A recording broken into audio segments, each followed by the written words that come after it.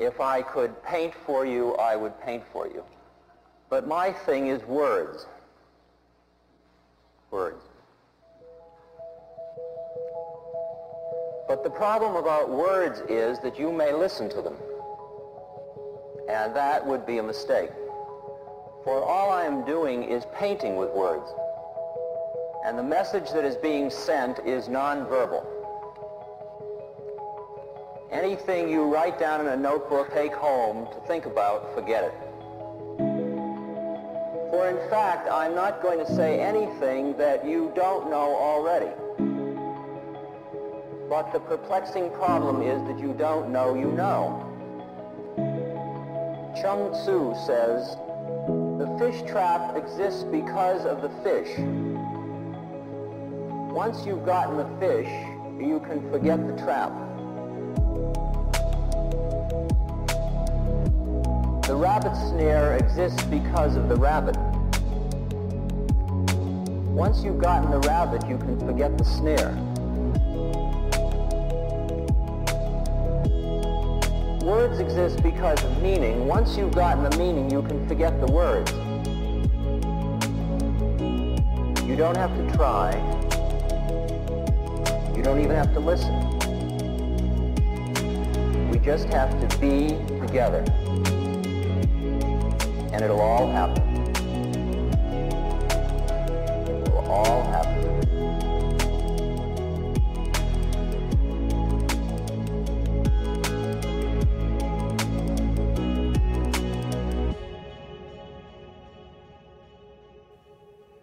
And suddenly I was thrown into this expansive, amazing feeling of freedom from myself, from my problems. I saw that I was bigger than what I do. I was bigger than my body. I was everything and everyone. I was no longer a fragment of the universe. I was the universe. And ever since that day, I've been trying to get back there. It comes and it goes.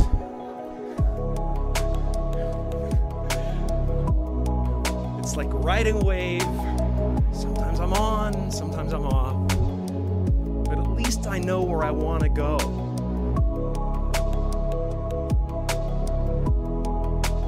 And that I want to take as many people with me as I possibly can, because the feeling is amazing.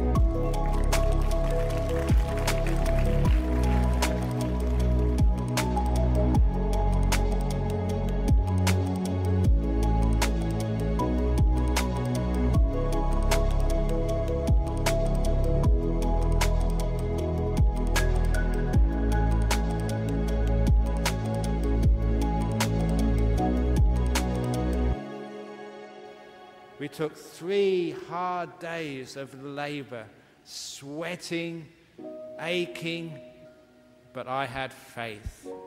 So I kept on pushing those wheelbarrows, but I must admit, when it was all over after 3 days, I was very happy. I thought, wow, we finished it. Tomorrow I can have a rest, I can meditate. The following morning, after breakfast, the monk in charge, the deputy monk, he brought all the monks together and said, I've been thinking, I don't think that's the right place for the earth. Let's move it round the corner. Now that was testing my faith. But I thought, no, I respect that monk too. I'm a Buddhist, I will let go, I will push those wheelbarrows for another 3 days of hard work, toiling under the hot conditions of a Thai jungle. After another 3 days, we'd finished. Now I was really happy, really relieved. We'd moved it and they were happy. But that night, Ajahn Chah came back. And yes, you guess what happened? He got all the monks together and he said, what did you put it there for? I told you to put it over here. Move it. Another 3 days of pushing wheelbarrows.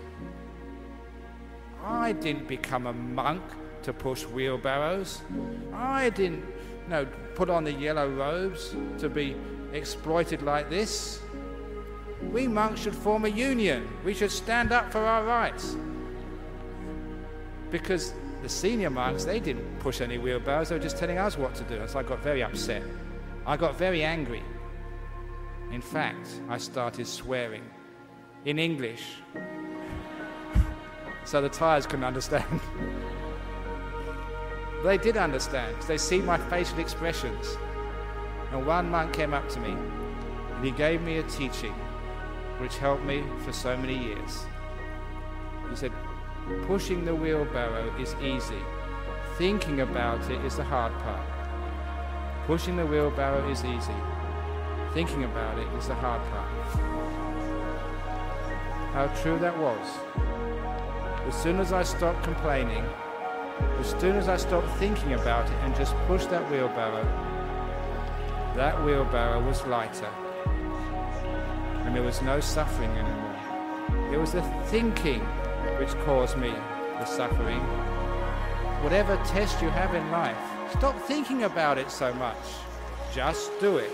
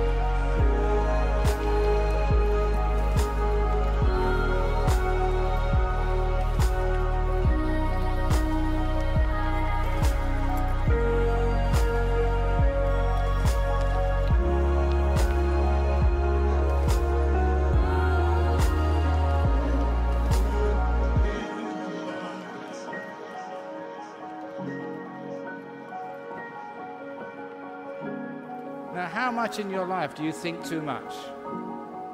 Thinking too much is a great cause of suffering.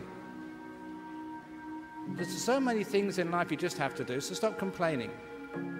But you know, they only work for a short time, because later on, I did complain even more about what it was like to be a young monk in Thailand. I was much thinner as a young monk than I am now. When they say that Buddhism is growing in the West, this is what they mean. But my trouble, the reason why I'm fat, it's not I eat too much, I don't worry enough.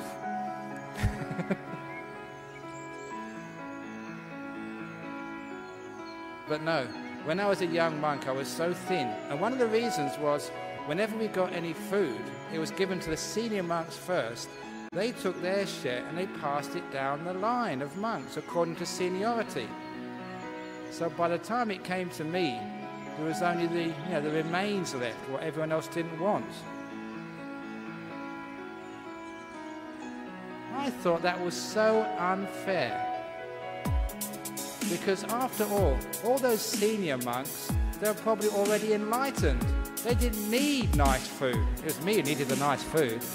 I could appreciate it, they wouldn't even appreciate it. Anything would be good for them. And all the senior monks, they'd have all these big cushions. And the junior monks, we had to sit on the hard concrete. And I thought, I was so thin and bony. I was the one who needed the cushions. Those fat monks, they had their own upholstery. And they made us work so hard. And they never did any work, they just sat around talking to people all day. Oh, it was so unfair. So I complained. And one of the monks said to me, "You've got what we call young monk suffering. When you become a senior monk, you'll be fat, you'll have the choice of food, you'll have the biggest cushions. You'll have senior monk suffering." And sometimes I do that. I think, all those young monks, they don't have to give talks all day. They don't have to listen to people talking about their children, their marriage, their finances and everything else.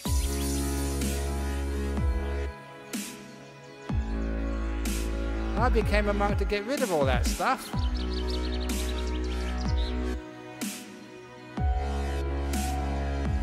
And that's called old monk suffering. Now the point is, you're not getting rid of suffering, are you?